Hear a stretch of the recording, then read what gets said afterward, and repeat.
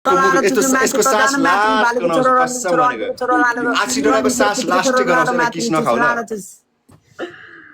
यहाँ सुन देविका मलाई नि किस गर्न लाडो नो यसको सास गनाउँछ फिल्ममा जेवेन्दालाई भनिदिन्छु गर्थिस् म्याच नि अरु बेला त गर्थिस् पक म्याच नि अब मन म जेवेन्दालाई भनिदिन्छु तिमीले किस खायो भने अब मन जाने म्याच नि अब यसको सास लास्टै गनाउँछ भन्दा तिमीलाई एड्स लाग्छ यस्तो रहेछ म्याच नि केटाहरु यस्तो रहेछ आज आएर म बुझे म्याचिङ कस्टमर अघि अघि मलाई किस दिइराको थियो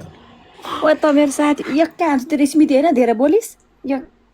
ताला ब्रेकअप भएको हाम्रो बुझी रेबिका तिमी जाऊ ल पछि गर्नुपर्छ म र जेवेन्दाई आउँछ तिम्रो घर ल सँगै अनि निस्किनुपर्छ ल ल आउ कलमा भोलि डेटमा जानुपर्छ ल हामी 3-4 जना ल ल follow back I got you baby ल बाइ मायालुहरु निस्क मायालु ल बाइ मायालु बेबी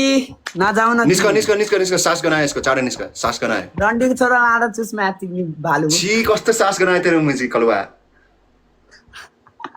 तिमीहरुको सेटिङ बिग्रियो कि नै भन म्याच आसिडोना सुन तलाई केटीले मन पराउँदैन त छोड दे